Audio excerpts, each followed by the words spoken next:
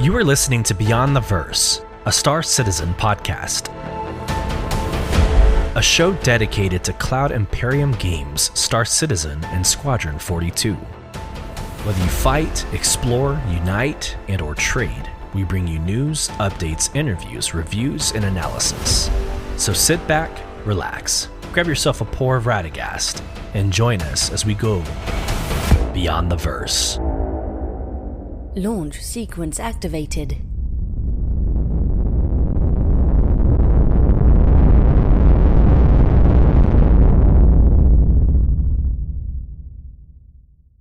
Hello, friends, and welcome to Beyond the Verse, Star Citizen podcast. I'm your host, Solus, and thanks for joining me about 2 weeks late. I was out of the office or out of town last week for work. I was in Seattle, Washington. Phenomenal trip. Love my coworkers, love what I do. But I was away from Star Citizen for about 2 weeks. However, I still was able to produce polls on Twitter that generated a lot of conversation, and we'll go through those responses from the community segment. But let's get into this week and Beyond the Verse. So we will go through those polls. We do have our monthly show review that I love talking about, you, the audience, y'all's engagement and what it means to the show. We will also get into the Triggerfish event that happened April 1st with the brand new MISC Raptor that I can't wait to talk to you about. Last week we had phase 2 of XenoThreat, so we'll go over that quickly. We'll go over this week's phase 3 XenoThreat, how it compares to last year. We'll go into the April subscriber flare. We'll go into the roadmap updates, Jumptown and its release kind of overlapping with XenoThreat and what that feels like and what that means. An update to the Evocati patch build that has a lot of conversation stirred up in the community. And then, of course, CitizenCon got its drop. I'm not going. Sad day, but it's still good information for you. And like always, we'll wrap up this show with Inside Star Citizen's Maps and Apps, which was absolutely phenomenal. Can't wait to watch it with you. Can't wait to respond. So I'm not even sure how far back I want to go. 2 weeks ago, I recorded on, what was that, Thursday the 21st, or I guess Friday morning the 22nd. We had phase 2 drop. Yeah, we had phase 2 drop. And so Friday, Saturday, and Sunday, I hit phase 2 hard.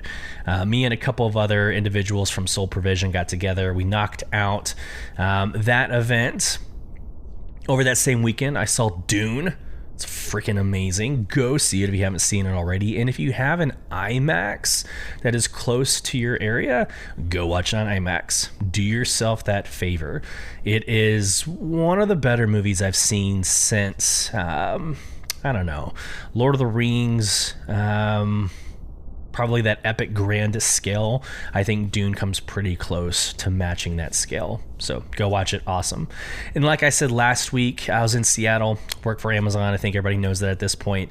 But had a really great week. Very interesting. I got to dabble in our internal AI tool called Cedric. And it was, I don't know. I feel like my job as a senior product manager is right out the window. I can do what normally takes me 3-4 hours. I can do in 10 minutes. You just upload raw data and say, hey, generate an executive summary, and the thing spits it out. So kind of nerding out from a work perspective. It was really fun last week. But a lot of stuff happened. Right? A lot of stuff happened, a lot of drops, a lot of fauna updates. Guys, we're getting fauna in patch 323. That's incredible. We will not recognize Star Citizen after 323. And I think I kind of want to get into that just real quick since we're on the topic. I'm probably the only person, the only backer for Star Citizen who's getting a little nostalgic. Once this game runs smoothly and we're 4.0 with Pyro, or we're 1.0, which is the live version, I don't know, I'm going to miss the elevators killing me. I'm going to miss glitching through my ship and ending up in the middle of Stanton. I say that, but then I go back to 318 and I'm like, hell no. I don't want to go backwards. But you know, the fun, the chaos, the living in the suck, I feel like we're getting close to the end. Let's get into from the community. We'll talk more about those themes later on in the show, but from the community, first and foremost, sharing my screen for those of you on YouTube, I published the March monthly show review. And again, this is not about me and our performance at Beyond the Verse. This is more about you, the listener, the viewer. So back in March, we celebrated our 1 year of Beyond the Verse production. And that has yielded 19.4 thousand listens and 1.7 thousand hours viewed across more than 58 countries. So I put it in the tweet that you're seeing on my screen, but I am so blessed. We are so blessed to have you as part of the Star Citizen fam. So you see the numbers. You can call it proud. I'm proud of these numbers, if you will. But again, this is a celebration of our community that we've built. I am one person. I might be the catalyst, but it is about you and soul provision. So this is just incredible. I want to celebrate with you as I do once a month. Yes, and as we're on this topic of celebrating you, the next screen I'm sharing, you are able to support this podcast by going into Spotify and becoming a quote-unquote supporter. And we have 8 of them. I just want to go through the names real quick and just publicly recognize Dustin Thames, Will Spicer, Dakota Riley, Brandon Lawhorn, Marcus Roy. Please correct me in the comment section. Jacob Hardeen, Captain Trips, and Dreamer of Days.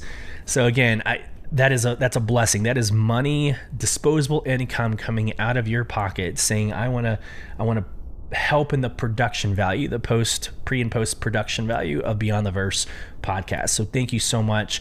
We also have a lot of Discord backers, and of course that money goes towards the community and our ability to have high quality volume or high quality audio, high quality video, which is obviously important for a podcast. So you're supporting the podcast, yes, but that is more about the community's soul provision. So thank you for anyone and everyone who supports the podcast or the community in that way. All right, like I said at the top of this podcast, I went crazy with the polls. So I'm just going to go through the polls and we'll talk about this. We'll talk about each one.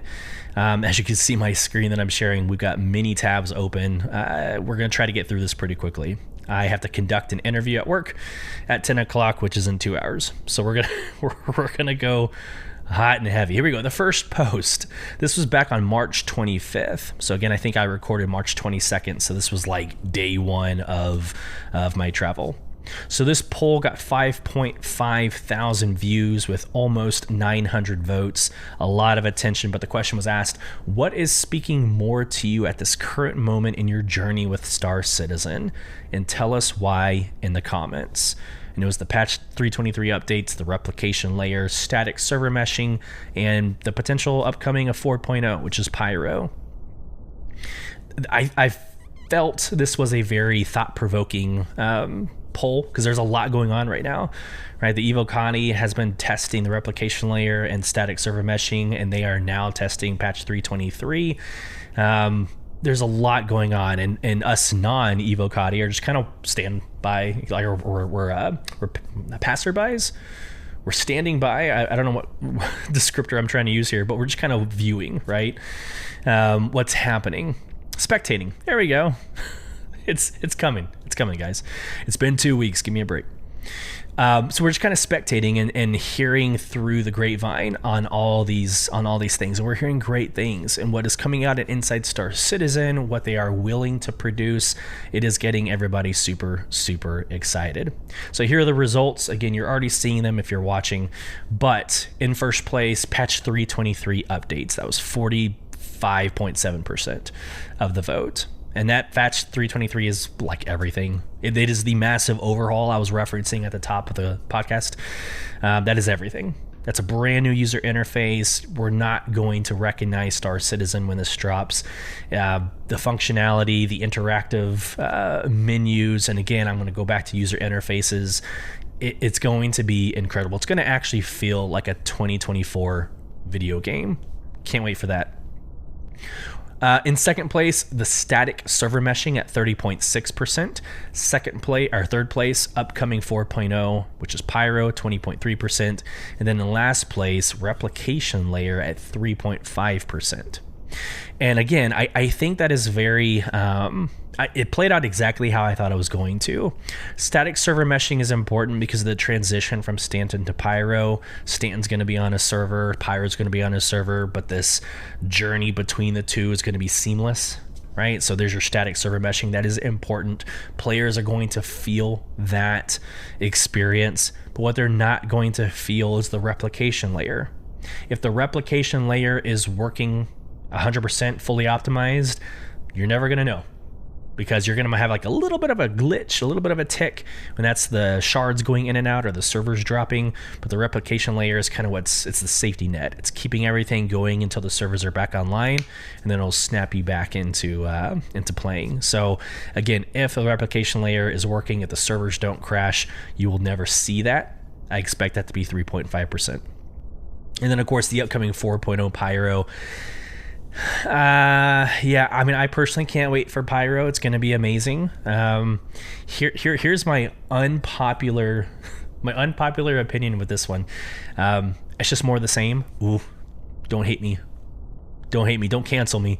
But when I say it's more the same, it's obviously new locations to explore, and there's like in that sense, the exploration, the visuals, the aesthetics, it's all new, but it's not introducing anything as far as new game loops or anything that's really going to drive org play, etc. Now, Soul Provision will figure out ways to incorporate Pyro, and it's going to be fun.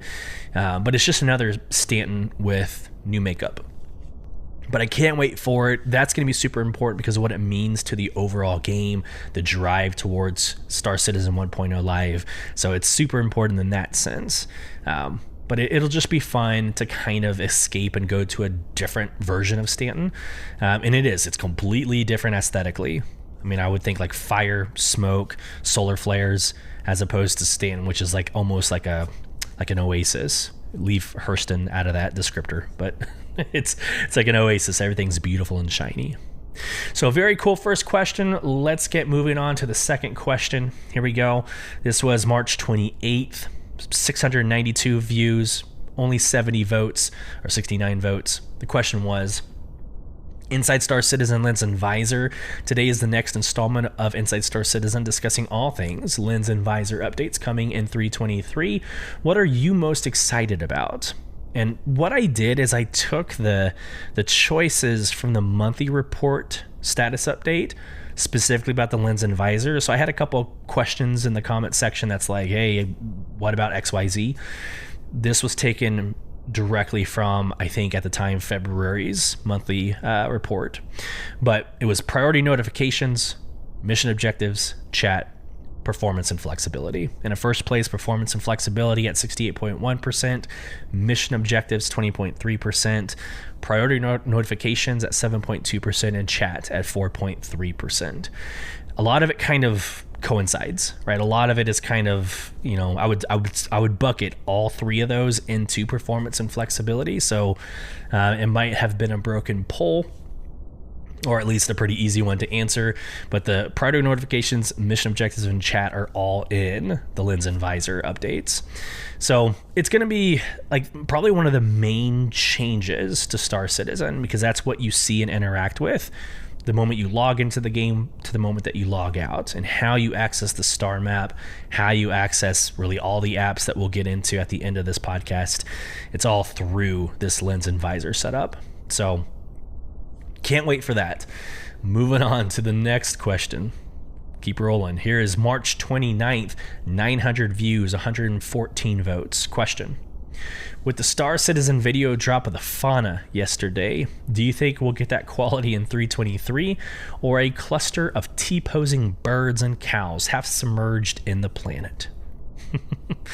All right, so a couple of days before March 29th, it was probably March 28th, they dropped a video. CIG dropped a video, and it shows basically like a bird. Please excuse my descriptions here, but it's, I don't know, a bird, pterodactyl, whatever you want to call it. But a bird like flew towards the mouth of a cave, and coming out of the cave was this cow-looking thing. I don't know. Horrible descriptions. I'm not here to describe things. Actually, that's exactly what I'm here for as a podcaster, but moving on. So they come out and they're obviously in the world. They interact with each other. It was a quick 10-15 second video, and it got the whole community burning, right? Like, oh my God, Fauna, this is crazy. And they confirmed dropping with 323. That is pretty awesome. However, even I, as White Knight and positive as I am, even I have my doubts about it coming out in 323. And will they be clipped into the planets? Will they be glitching through caves? Will you be flying and all of a sudden like some cow is levitating in the sky and you freaking ram your Drake Corsair into it and your fan goes off and blood's everywhere? Clearly I haven't thought about this, but I kind of expect the latter. Like, I expect there to be pure chaos given the state of NPCs at this current moment. So I wanted to ask what the community thought. And so the two responses were, yeah, yesterday's video quality, absolutely, it's going to be pristine and perfect. Or the current state of NPCs. And of course, the current state of NPCs won 79.8% of that 114 votes. And yesterday's video quality, 20.2%. That's pretty telling. Hey, question about the aliens or the fauna. So with persistent entity streaming, server meshing, dynamic server meshing, all the above, could you take a ship full of space cows and deliver them to a city, like drop them on top of Area 18, and they are there forever? I have questions, CIG. I have questions. Where do we go from here? Okay, next question. April 2nd, 2,000 views, 161 votes. My question was XenoThreat so far, and this is perfect because last episode was XenoThreat Part 1. This is XenoThreat Part 2. So this is a very good question for us to kind of tie the two together. But this is after Phase 3 dropped. My question was, which mission has been your favorite? And tell us why in the comments. So obviously Phase 1 is Intel Raid, Phase 2 is Priority Targets, and Phase 3 is XenoThreat Incursion. And here's the breakdown. And I'm actually pretty shocked by this. But in first place was Phase 1, Intel Raid, 49.1%. That doesn't shock me, right? That doesn't shock me at all. Number 2 was Phase 3, the one that's currently out right now, XenoThreat Incursion, at 38.5%. And then in last place, Phase 2, Priority Targets, 12.4%. So quickly, overall, XenoThreat, to me and our organization, Sole Provision, it has been a phenomenal experience. It has been an incredible PvE experience. And honestly, when we interact with other players, it doesn't come to a PvP nonsense. Like, it's been a very, very great experience for all of us. It's very collaborative. It's very teamwork heavy. When we were able to, we got 10, 15 people in one fire team, but the last 2 phases we had to break up into 2 different fire teams, and just coordination. It's been very fun. It's been a very fun exercise to see how organizations were going to play and handle XenoThreat. So I've loved every single phase. I'm a fanboy for this event, right? This dynamic event. It's been a lot of fun. Intel Raid, I agree with Intel Raid being the best. That's Phase 1 because of everything that it involves, right? It involves flying to an objective, potentially taking a ground asset to that objective. And when you're there, there's FPS combat. There's team coordination. You can't do it solo. Maybe you can. Maybe there's some hero out there that has, but I'm pretty damn sure you have to at least have 2 maybe 3 players, to monitor the computer, to get that code that's hanging on the wall or the LCD screens. It's just a very involving phase, and it does put you everywhere in Stanton. I think the 5 that I had to do, it took me to all 4. Well, I don't remember R-Corp. I remember Microtech, I remember Hurston, and I remember Crusader. I don't remember going to R-Corp. Regardless, it took us all around Stanton, so we got to see a lot of the game.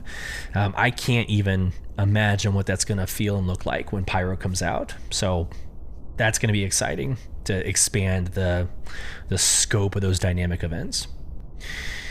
Phase 2, and maybe I do agree with the polls now that I think about it.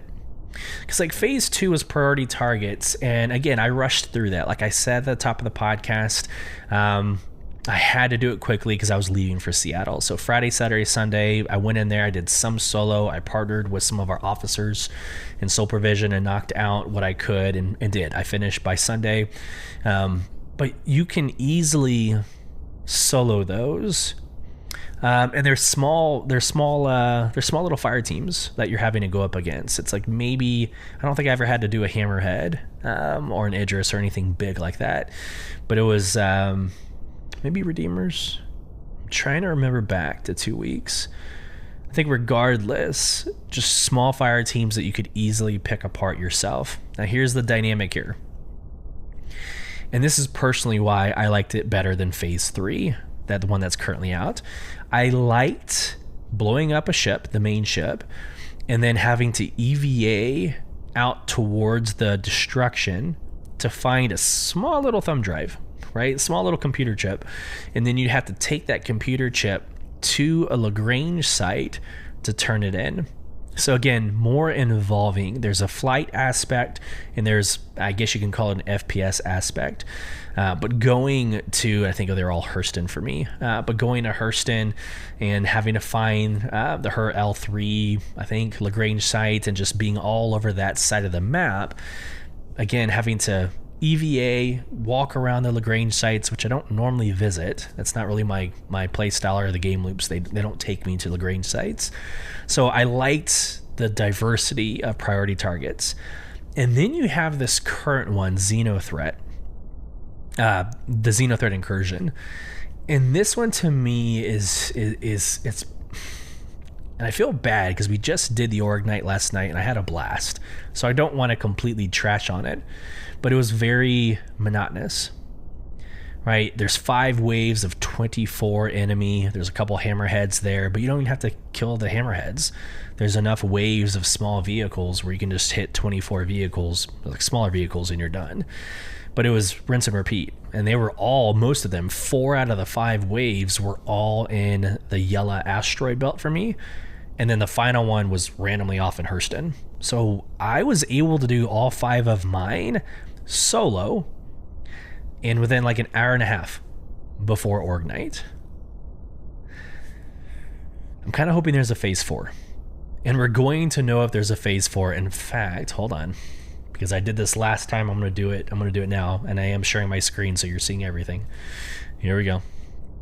I'm going into Star Citizen's website. I just want to make sure that y'all are getting the latest and the greatest. So there's CitizenCon. Again, we'll talk about that here in a second. And CitizenCon on Comlink. So no, it is not live yet. Maybe there is a phase 4, maybe not.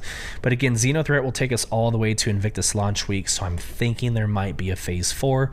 Stand by for that. We'll see. Moving on. We have 2 more questions. All right, so this was asked April 4th. This was yesterday. 719 views, 110 votes. It was the Insight Star Citizen Moby Glass and Star Map updates on this afternoon's. Yeah. Oh, okay. Sorry. This was before, because Inside Star Citizen's episode is called Maps and Apps, but I called it Moby Glass and Star Map updates because I asked Thursday morning. So in preparation. My bad. On this afternoon's ISC, we will hear much more about the highly anticipated 323 features of improved Moby Glass and Star Map features. Which interests you more, and tell us why in the comments. So the 2 are obviously Moby Glass and Star Map. in Star Map won 85.5% of the votes. Moby-Glass came in at 14.5% of the votes. And that is very obvious. Star Map is one of the most painful things about playing Star Citizen. One of them, not the one of them. So solving that is going to be infinitely better for the community. And we're going to get into the video at the end of the podcast. Stand by for that. But there is so much to get excited about. All I'm going to say is the searchability, for like searching locations and finding out what is at that location just from your star map. That is a game changer. That could literally be the only thing that drops in 323, and I would be happy. Call me happy. All right, here we go. The last question was actually asked again. I had the second one for April 4th. That was yesterday. This one blew up. So 1.7k views, 174 votes. This is Jumptown versus XenoThreat. And so I'm kind of prepping the podcast because a lot of these themes we're going to discuss here in a little bit. But Jumptown versus XenoThreat. With the start of Jumptown 2.1 today, which was Thursday, overlapping with the existing XenoThreat phases, we are curious, which do you like more? And tell us why in the comments. So obviously Jumptown versus XenoThreat, 81% voted for XenoThreat, 19% voted for Jumptown. And again, I would have to agree with this. Phase 1 and Phase 2 of XenoThreat are better than Jumptown. But Jumptown is flight, ground, FPS, whereas Phase 3 of XenoThreat is just flight. So in that order, Phase 1, XenoThreat, Phase 2, XenoThreat, Jumptown, Phase 3, XenoThreat, in my opinion, for all the reasons we've already discussed. All right, I feel like I need to take like a minute break. That was a long, like 20 minutes of Q&A. So our polls. But I really like that engagement because again, I've always, since episode 1, I have always been more about community, what you think, and me just being this, this megaphone for you and your voice. So utilizing Twitter to do that, I think I'm onto something. I think as long as my questions are relevant, it helps kind of color the day. It helps kind of paint, the things that are happening. And it's more about your voice than me just content creating at you. So I hope the sentiment is shared. I hope you are into it just as much as I have been. Give me a second while I get a drink as we get into This Week in Star Citizen. Holy shit, that's hot. Oh my God. Okay, guys. So I used to record Thursday nights, and it was all about bourbon, right? Y'all remember I used to have like bourbon segments at the beginning. So I was used to drinking bourbon during podcasts, and now I'm doing this like mocha cinnamon nonsense from a Keurig machine.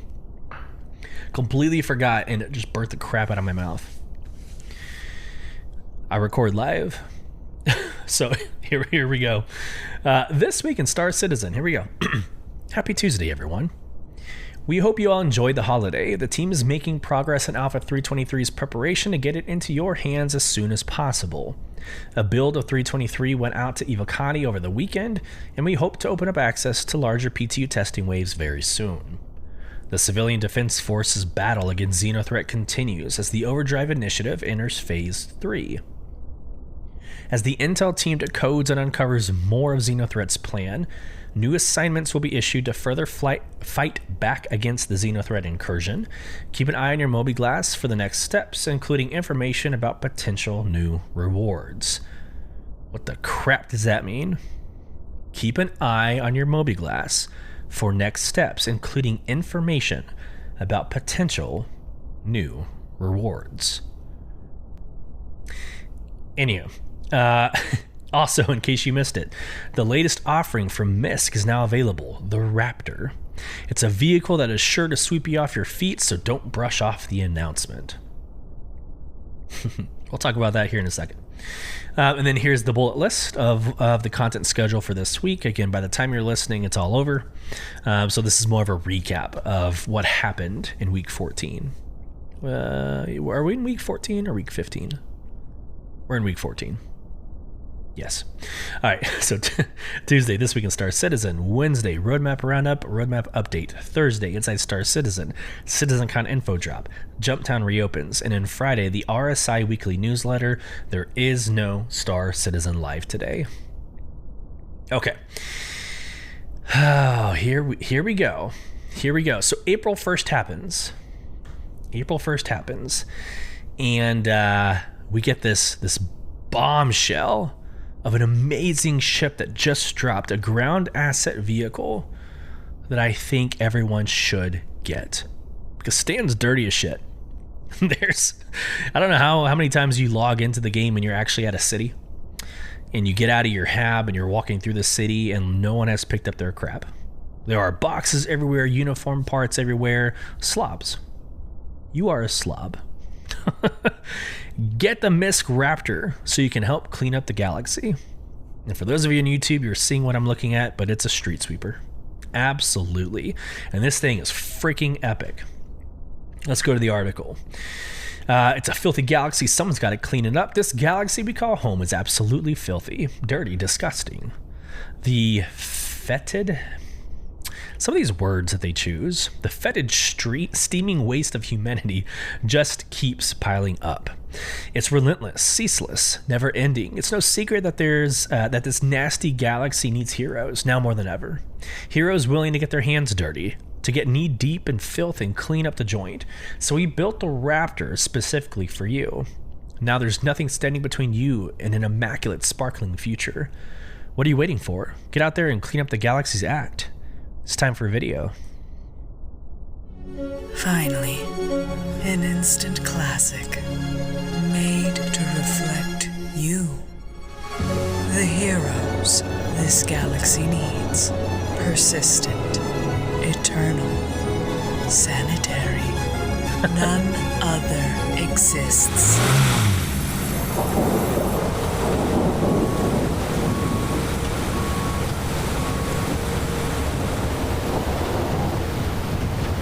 Reclamation and personal transportation of rubbish.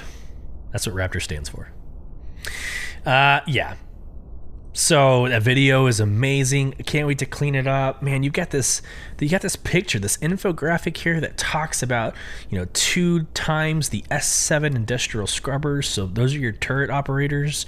Cleaning up trash. This is great standalone option. You got this little button to click and buy a standalone option for $50, 50. 3 paint jobs for additional $5 each paint. Just for this to happen. You click add to cart. Haha! They got you.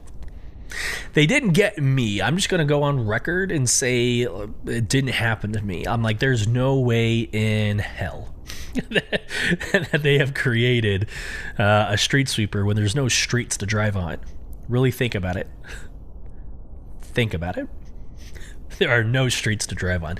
Maybe you could take this out, drop it at a racetrack, but even then, most of the racing, I don't know.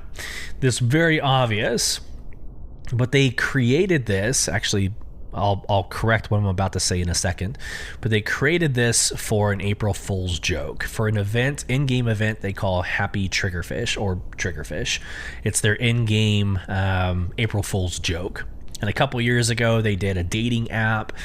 You heard about it from Galactica on one of our earlier episodes.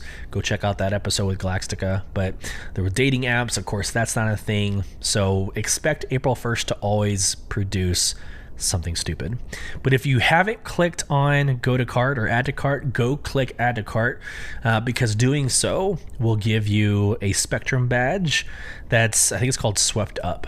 It'll give you a title called Swept Up or something along those lines, but you quote unquote got fooled. I just wanted the Spectrum badge, so I'm sharing in the love there. I don't remember which CIG developer said this on socials. I'm pretty sure it was Tyler Whitkin, but this actually is an in-game asset. not for Star Citizen. Of course, we don't see it when we fly around cities. It's not in the current build of Star Citizen, but this is an actual asset that exists. It's not player driven, but I'm imagining it's probably around in Squadron 42. But it is an actual asset, and who knows? Maybe we'll find this, not Invictus launch week. It ain't a military vehicle, but who knows? You might find this in our hangars at some point. I would still buy it because I'm stupid. How's that? So what is Triggerfish? I'm just going to tell y'all what the event is. You know me, I love lore. So let's dive really quick into Galactopedia. Triggerfish is a human holiday celebrated annually in the United Empire of Earth on 1st April, or on 01 April. Those who observe it play pranks and jokes on one another or participate in hoaxes, shouting Triggerfish once a jape is complete. Though the holiday has origins stretching as far back as the 16th century, nice, it first began to be called Triggerfish in the 2600s, when it became tradition for residents of Borea, Magnus II, to try and convince visitors that a secret fourth planet named Triggerfish existed in the Magnus system. Some outlaws would give victims coordinates to the planet, only to ambush them once they arrived. It sounds horrible. To put an end to this dangerous practice, the UEE launched an information campaign refuting the claim that Triggerfish existed. This spread the name outside its system of origin. Triggerfish became a nickname for a gullible person, and the name became the most common way to refer to the holiday. So there you go. I hope that helps. Go click add to cart, get yourself that badge, and never trust CIG on April 1st ever again. Okay, here we go. We did already talk through XenoThreat, the Overdrive Initiative Phase 2 and 3. We did talk about that at the top of the podcast, going through the polls that I asked on Twitter. So I'm not going to spend a lot of time going through this, but I do want to highlight just where we are currently at. I missed the ability to talk about Phase 2, so real quick. Mission 2 priority targets. Well done, recruits. Significant data was seized during the intel raids. However, XenoThreat are using a sophisticated encryption system that we can't decipher. The CDF is now tasked with hunting down high-ranking XenoThreat members and recovering their digital keys so we can uncover more about their plans. Open your Mobi-Glass and accept the Overdrive Initiative priority targets mission to get started. So again, that was a shitload of fine. We are now in Mission 3, Overdrive Initiative, XenoThreat Incursion. The good news is the recovered decryption keys worked, and we have eyes on XenoThreat's immediate plans. The bad news is they involve localized attacks around the system. Get the drop on the attackers and take them out before they can do any real harm. Open your Mobi-Glass and accept the Overdrive Initiative XenoThreat Incursion mission to get started. So there are currently 3 missions. There are probably 5 phases to each mission. And again, we are all out to get the F7 Hornet Mark II upgrade to the F7 Alpha. And in order to get the F7 Alpha, you need to complete all of the Overdrive initiatives. So that's why I'm doing it. That's why my organization is doing it, beyond just having a good time together, of course.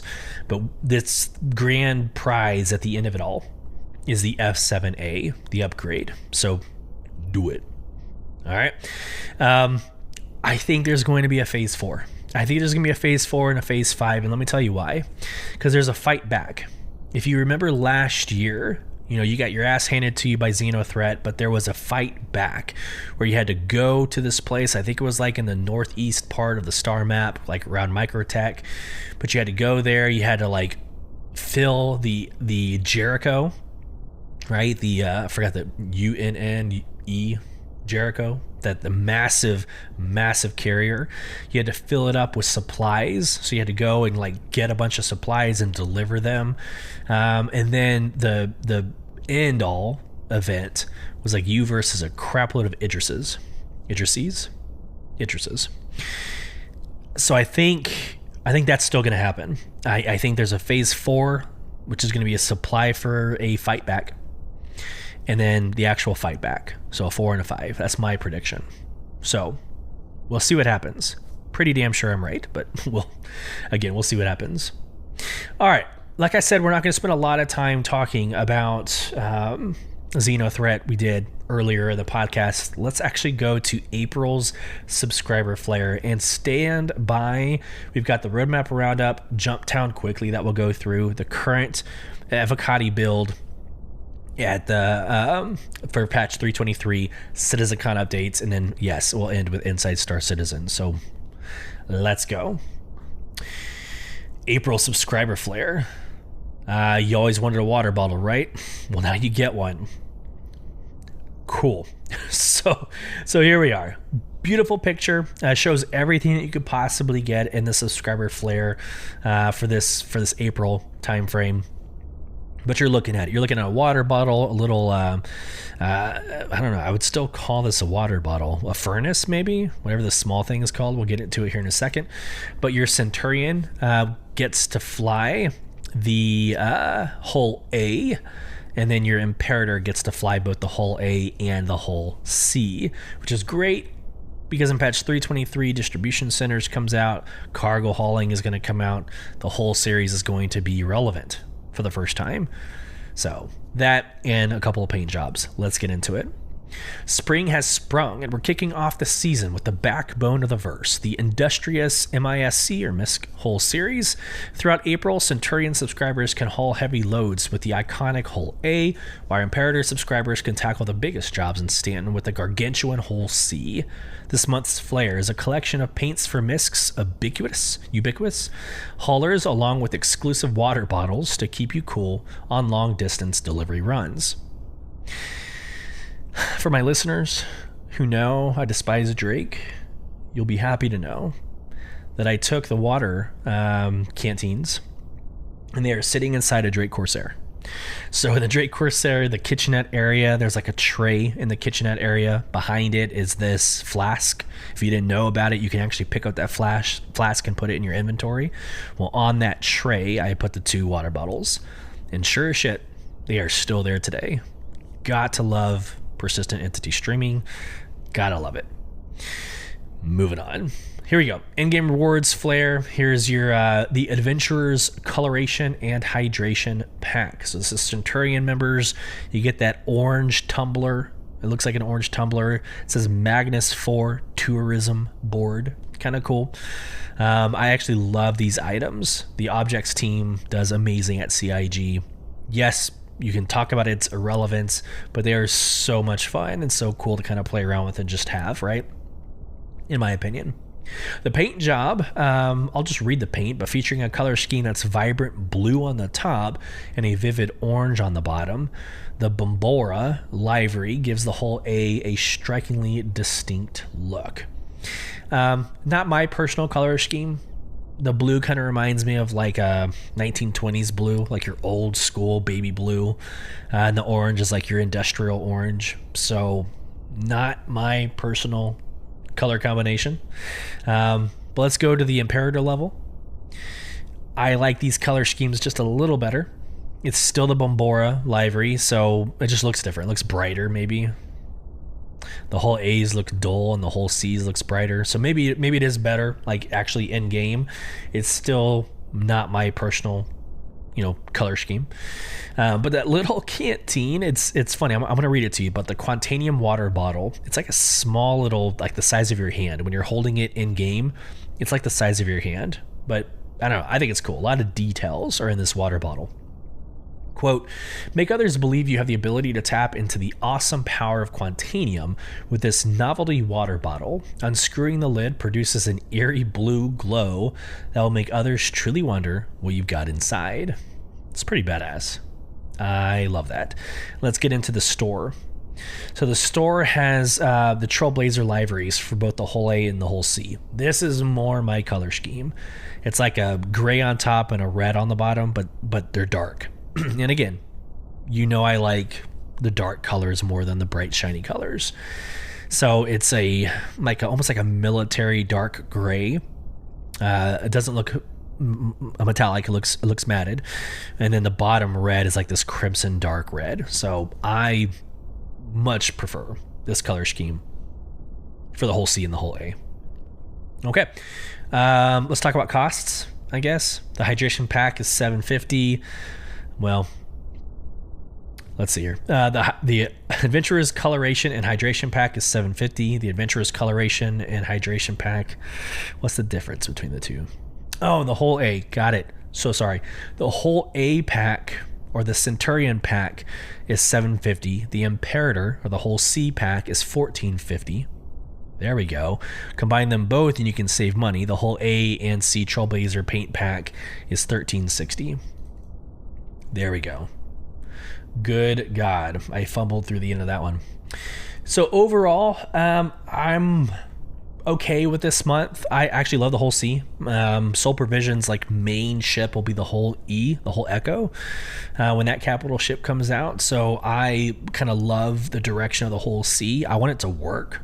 I still have issues flying it around and still like just operating it as a ship. But as you follow my socials, a couple of weeks ago, I just went crazy with screenshots and just flying the whole C completely deployed, like the wings extended and everything, with the yellow asteroid belt and Crusader behind, in the background. I don't know. It's a very, very beautiful ship that's in a certain shape of something. Very Austin Powers. I'll leave it there for this podcast. Roadmap Roundup. Let's go. Roadmap Roundup, Jumptown, Evocati build, Citizen Con, Inside Star Citizen. All right, stand by. Quickly, here we go. Notable changes for April 3rd, the release view. Here we go. It is official.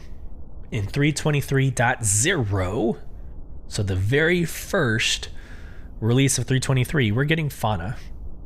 The first one's called Copion. The second one's called the Marok.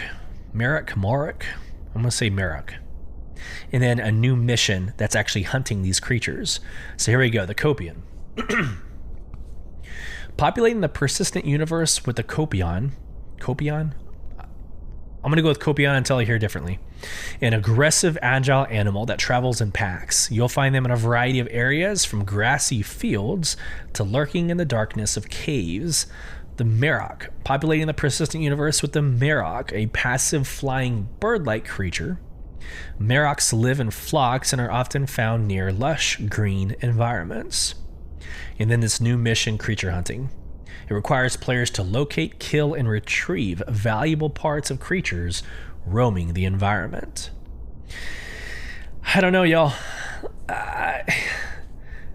It is going to be so much fun to see the universe populated. I can't wait. The game's already beautiful. I just want them to work. I am concerned with the quality of fauna that we'll be getting.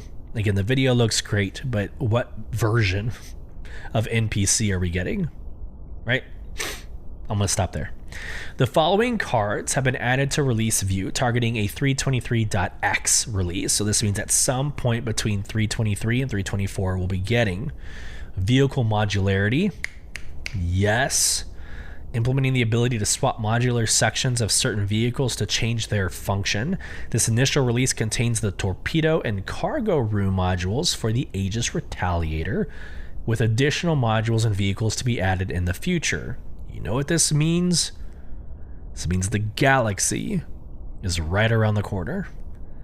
The Galaxy is like the modular ship. It was built around the idea of modularity. We're close, guys. We are close.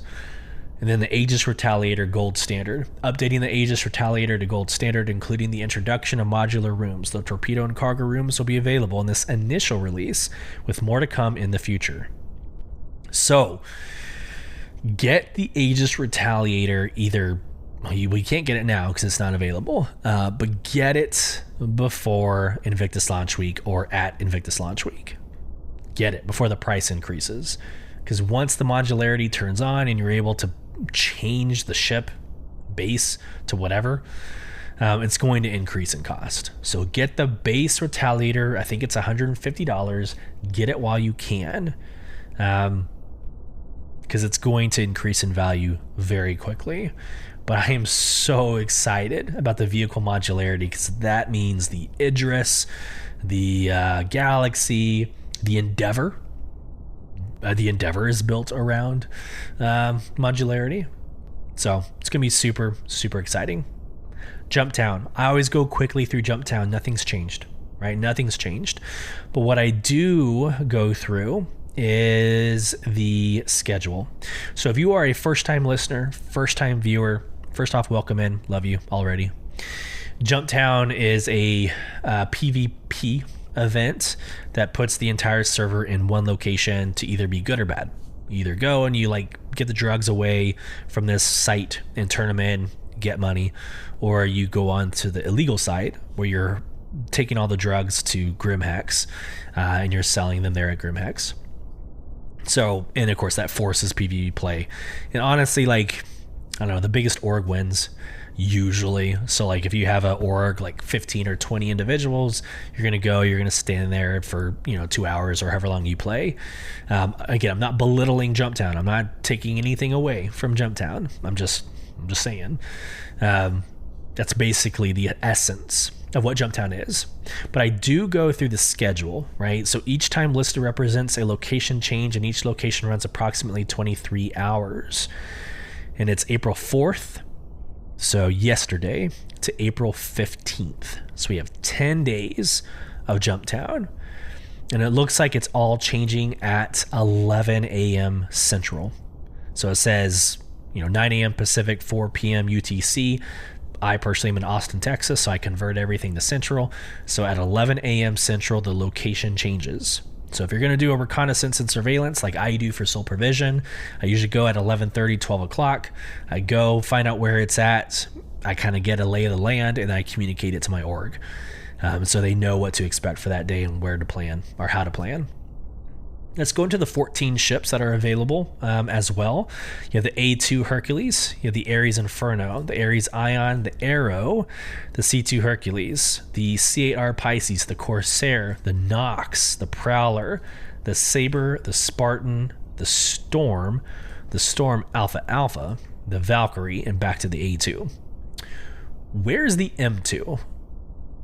So I saw the A2, I saw the C2, C2's cargo. Why would you not drop the M2?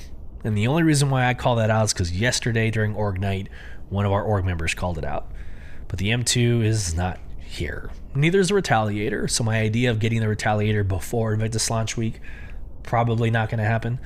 But get it during Invictus launch week. I think it comes with 10 years, 120 months, or 10 years of insurance. So get it. And there you go. Jumptown. Really quick, the special upgrade. The upgrade, Warbond upgrade special is the Asperia Prowler.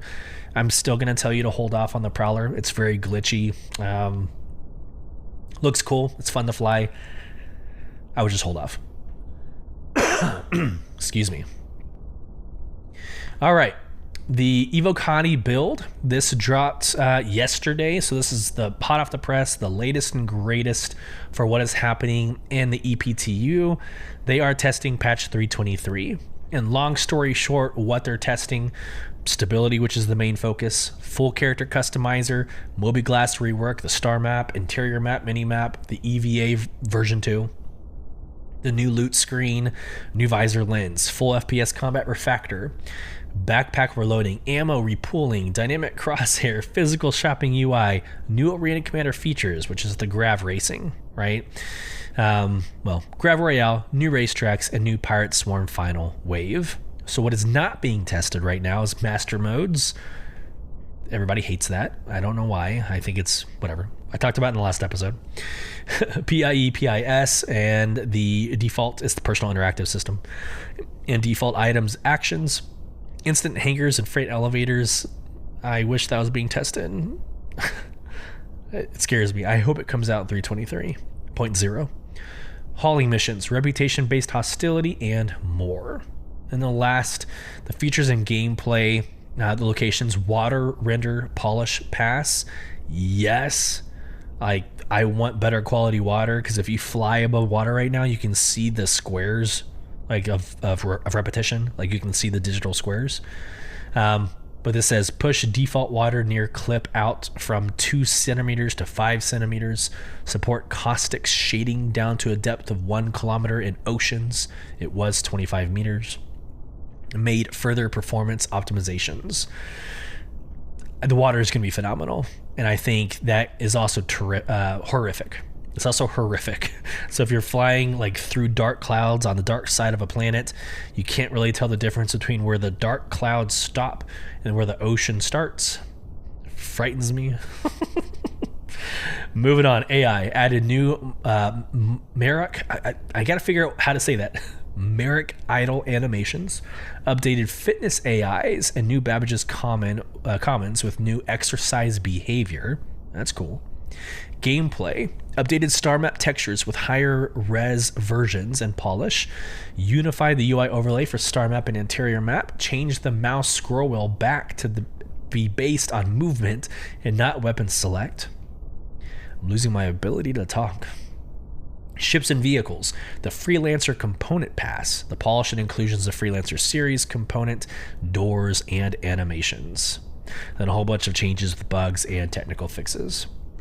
So the Evocati build is never like the end all be all, right? Like I know that sounds like a CIG post, but there are significant changes that happen between the Evocati build, the PTU, and then live. So we can't necessarily take it as gospel, and you should ignore all content creators who are Evocati when they talk about their experiences in Evocati, because it's what I have learned is that they are not authorities to speak on this subject. Because what happens is they say something and it's literally the opposite when it comes out, because they are purposely, not they, CIG is purposely throwing things in, making systems break because they're having to test stability, they're having to try new things. And so when people come out saying 323 is not ready to come out, it's so broken, you should ignore them. You should absolutely ignore them, and you should then start discrediting them because they should know better. I just want to go on record. They should know better. The Evocati build is there to test and break things on purpose. It's what most games call their PTU, right? So Evocati breaks things on purpose. They try new things that will never make it to any playable game. So take everything with a grain of salt. The PTU is a lot more reliable. Those, really all of us who have access to the PTU, go play it. So it's, for the most part, what you're going to see in live. I just think it's fun to talk about Evocati builds because of the potential of what is going to release. There's my soapbox. CitizenCon. All right. Again, I'm not going. I'm so sorry. There's a lot of people that have been reaching out saying, hey, what hotel are you staying at? What part of town in Manchester? Like, and they're asking me these questions as if I was like just going to be there regardless, which I appreciate. Thank you so much. Unfortunately, the cost to fly out it's not worth what I'd be giving up, especially that close to Christmas. So CitizenCon 2954, a lot of FAQ drops. Man, I don't know if I want to go line by line, but it's information about Manchester, the actual city, like where it's taking place, what will be the opening, closing times for the event. But here's what you're not getting, right? So you're getting like the types of tickets, right? You're going to have the same as last year. You're going to have like a VIP, and you're going to have a general. And I guess just quickly, I'll talk about that quickly. So on April 11th, early access wave to get your tickets starts. April 12th is the general sales. And then on April 11th and 12th, you'll have 3 waves. Wave 1 is at 1600 UTC. Wave 2 is at 0100 UTC. And Wave 3 is at 0800 UTC that next day. So that's your first day. And then the same exact waves for April 12th. 2 different tickets. Same as last year. There's going to be a digital goodies pack. So if you're not going to actually be there, you can still get good stuff, right? How it's going to be delivered. But here's what's not. Here's what's not on this that's kind of bothering me. for a company that should know better. Where are the prices? CIG should know better. And I usually, defend CIG, but as a business, it is bad to be 7 days out and not give us a cost. Not everybody is a space whale. Not everybody has thousands and thousands of dollars invested into this game. Nor, can they budget in a week to get these tickets. And again, these tickets they go fast. It was like $300 for the VIP for last year. So you could assume the same, but that information should absolutely be in here. And so I'll just go one more time and say, shame on CIG. You should absolutely be communicating the finances required to be part of this, because people are having to get flights, they're having to get hotels, they're having to plan for everything, and a big chunk of that is the tickets to get in. So my 2 cents. Here's a caveat to that. It's not a defense, but a caveat. General access tickets were available all year last year. So by the time they went live to the time of the event, you could get yourself a general access. So general access, you have plenty of time. You have plenty of time, no concerns, no worries. It's this VIP. You've got to be ready to spend that money like the second that these go live. All right, I think I'm done here. So within this article that's on CIG's website, there are Spectrum versions. And so let's get into the Spectrum versions real quick. This gets into the community booths. We have to move heavy because I need to get ready for my interview. But this is a community booth application. So if you want to be part of a community booth, here it is. Again, this is Spectrum. So forum categories, announcements, and it's specifically called community booth applications. The next one is volunteers. Like if you want to just volunteer to help serve, whether it's not a booth, but like the merchandise area or basically anything around to help out CIG, the volunteer crew, you can do it here. Last, the cosplay competition, and I have mad respect for those that competed last year at CitizenCon 2953. Amazing uniforms, battery operated. You can see the picture on my screen. People's faces were lit up. I mean, they did a phenomenal job on their costumes. So freaking phenomenal. If you're going to do it, here's the cosplay competition details. Go sign up. Okay, here we go. We are now at Inside Star Citizen Maps and Apps to round out this podcast. So really quick to the article, it just says navigating the verse has never been better. This week's Inside Star Citizen takes a look at the highly anticipated updates to the mobiGlas and map systems that are headed your way in Alpha 3.23. So without further ado, I'm going to go ahead, continue sharing my screen. We're going to get into this. I'm going to try to let it play without responding too much due to the time constraint that I have. So here we go. Enjoy the video. It is one of my best, or one of my favorite Inside Star Citizens, because this will impact your everyday play, regardless of game loop. So here we go. Never sat in this one before. As Alpha 3.23 continues its journey towards becoming Star Citizen's biggest life in the verse as we know it patch yet, we know lots of folks have patiently waited to see one thing above all others: the Mist Raptor. What? The mobiGlas and Star map app. The mobiGlas and newly christened map app.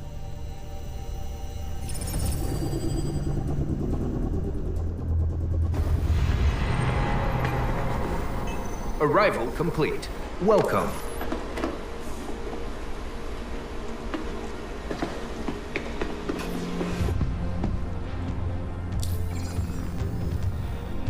So the mobiGlas is getting a massive visual overhaul for... Hold on, I think I just saw something. Stand by. All right, that's right. Part-time Hitman CIG, full-time Hitman CIG. I thought I saw something, but the player's character in their mobiGlas just has this name called Part-time Hitman CIG. So I don't know. I thought it was like a joke or maybe like a hint at something, but let's keep going. So the Mobi-Glass is getting a massive visual overhaul for 323. The version everyone's been living with for years is, it kind of does the job, but you can see it's dated now. So the entire Mobi-Glass is overhauled from what it was before. It's using a new technology that we've built called cards, and we use cards for other UIs throughout the game. For the Mobi-Glass, it was a big task to convert because it has a lot of apps in it as well. So we need to convert all of those apps over to the new tech in order for the entire thing to be able to release. So in 3.23, we've got a really big improvement to the user experience. So everything's designed to look nicer and feel nicer. Ready to upgrade. And sadly, we haven't really had all the time we needed to get all the apps there. So you are going to recognize the VMA and the Comms app just as they have always been. But with that package, you're getting all the other apps with a visual update and also functionality updates for some of them. You've got a completely updated home screen, so you can do things like view your ship, you can see your health, notifications. It's kind of the information you really need to see now. So we're also getting a fully new health app where you can see all the things that's currently affecting your health and all the stats that you would normally see on your HUD. Over time, we've added all these cool new things that can affect the player. So we're going to have things like radiation. We've got existing stuff like you can break bones. If you heal yourself, you can potentially overdose. You can have drug effects.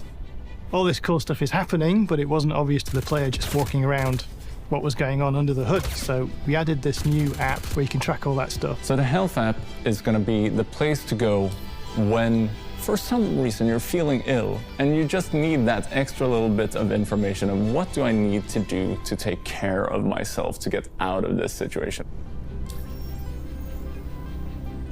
So the contract manager has been in the game for a long time, and it's just grown kind of obvious that it's not doing all the things you need it to. All the functionality is essentially the same internally, but it needed a visual polish, and also the user experience needed bringing up to date. So there's some new features like you can toggle between illegal missions, you can see what the rewards are going to be ahead of time. So no more randomly getting attacked by the police, hopefully. It's probably your fault anyway. Some big improvements coming to the Mobi-Glass. That's coming in 3.23, but one thing we didn't talk about yet was the star map. We've had the original Star Map in Star Citizen for a long time, so it was overdue for an update. Yep. Don't get me wrong, like the old Skylink app, it did what it should, Nope. but I No, think it didn't. it has grown a bit obsolete. No, death to the old star map! That's harsh. No, it The needed to original die. one just showed the stars and planets and so on, but we wanted to expand on that. So opening up the star map for the first time in 323, you're gonna realize that the star map is not just the star map anymore. It's the everything map. It's now called Maps app rather than Star Map. And why did we change it? Because we now have the interior map, so this shows like your local area, as well as sort of zooming out and showing the star map. So what is the interior map? It's a bird's eye view of the current environment.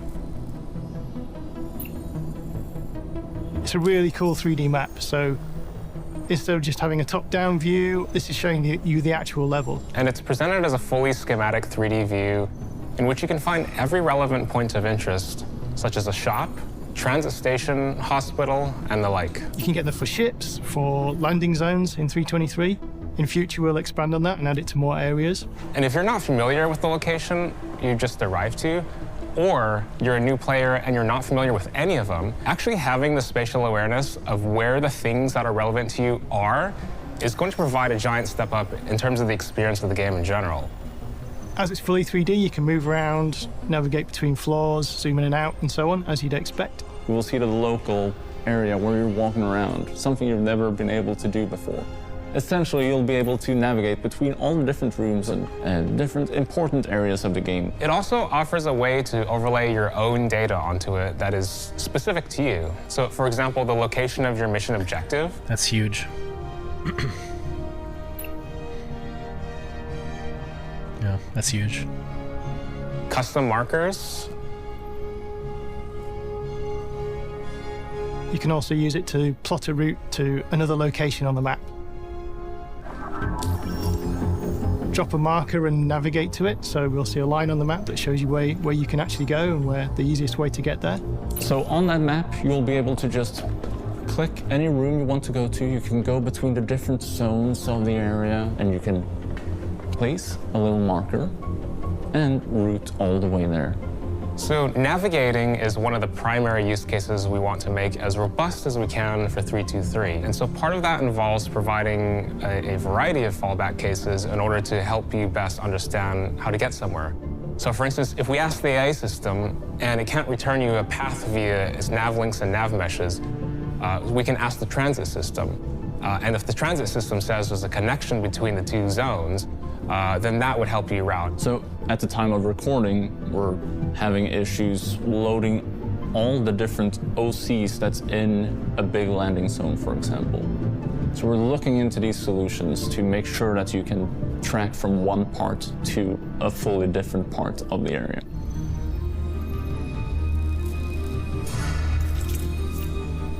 So Star Map. Star Map is vastly improved. The main thing we wanted to change was make it a nice user experience. So everything in there has been overhauled. Thank When God. you open your map, you'll first of all be confronted with your local area, so you'll see what room you're in and what's close to you. But you can also zoom out and you will see the universe open up in front of you as you zoom out. From here, we can see the entire verse. We can see all the planets. Space stations, Lagrange points, So all of that good. good stuff. You So can good. then click on any of those markers and you will be automatically panned and zoomed into them so you can see a little bit more detail about them. If you've zoomed in on a planet, for example, you can zoom in a little bit more and you can start to see the surface locations. So you can see towns, outposts. You get all the information you need about them. We're adding this new system where you can see all the amenities that are available at that location. It's so good. So for outposts, landing zones and stations, there will be a section here for amenities which will show you things like whether you can buy weapons here, whether you can buy ships here, whether there's a food court, whether there's a hospital or a clinic. All of these sorts of things you'll be able to see on those box outs, so you'll know which is the most appropriate location to go to. We showed in CitizenCon, obviously, that these display much better now, so you'll see them rotate with the map, and if they've gone behind the planet, they fade out, and if they're in front of your view, they're brighter, so you can see them more easily. So at the moment, if you zoom in, it will eventually get too big and you'll go through, but I am currently working on it so that it will zoom in to the surface and you'll never actually sort of clip through the planet. And generally, we've tried to make it feel like a much more pleasant user experience. So there's things like items don't disappear off the back of the map anymore. Everything's easy to read. So as always, the star map is what you're going to want to use to route your way through the verse. You can still set routes as you could in the previous version, but there is a little bit more feedback if there is a problem and you can't set a route, whether you don't have enough fuel or whether it's obstructed. It's going to be so easy. It's going to be so intuitive for you you click the thing, and there you get the button to say set route. It doesn't always just have the ability to set a route, because you can't always set a route. We will let you know when you can set a route.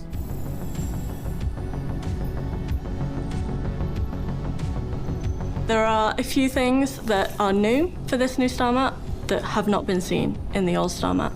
The primary one there would be search. So we now have a Can't wait. list of all locations. So there'll be a little drop down in your top left corner. If you open that up, you can see the full list of locations ordered by what is closest to you. And then you can also type any location and it will appear. So you could type, for example, L1 and all of the Lagrange point ones would appear. So this allows you a lot more flexibility to finding what you're looking for when it's not as sort of, immediately right there when you're at the current view. So you can go all the way across the solar system to look at something completely different.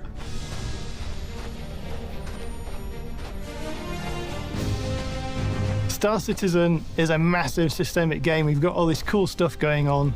We've got multiple players doing things at different times. So we wanted to improve the overall interface from the player to that game world. So a big part of that is the new Mobi-Glass. Finally, we've gone to this effort to refactor and do the whole Mobi-Glass hub from scratch. new maps, new applications. Everything is using new tech, and we have a much more flexible and robust system for the mobiGlas under the hood. When you're playing Star Citizen, it should be a smooth experience. You shouldn't be stuck trying to find whatever it is you need to find at the moment. We're helping you do that with the new apps, making it easier for you to find your missions or to even just find a place in the verse. Now that we have that framework in place, then it's kind of the sky's the limit in terms of what we can do with it and how many apps we can develop for it. And it's all using new tech, it's clean, it's the way we want it. The other big new feature is obviously the star map with the brand new interior map as well. Star Citizen is a game about exploring. It is a game about spacefaring. And even so, even when you're not going around in space, it's still about exploring. Without the star map, it's really difficult to do that, right? This makes it so much easier to navigate around, to finding what you want and where it is, and how to get there. Overall, it helps the player interact with the world, get to where they want to, do what they want to do more easily and quickly. Often. Definitely. Oh. Yeah, I agree.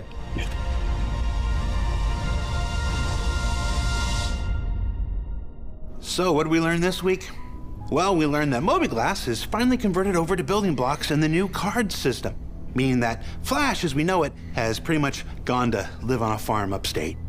That the conversion sets the stage for the creation of multiple new apps going forward, and that the new internal map and star map have combined to become simply the Map app.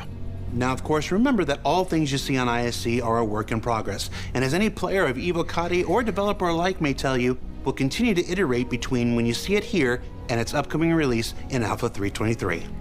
For Inside Star Citizen, I'm Jared Huckabee. Thanks for letting us share the process of game development with you, and we'll see you all here next week.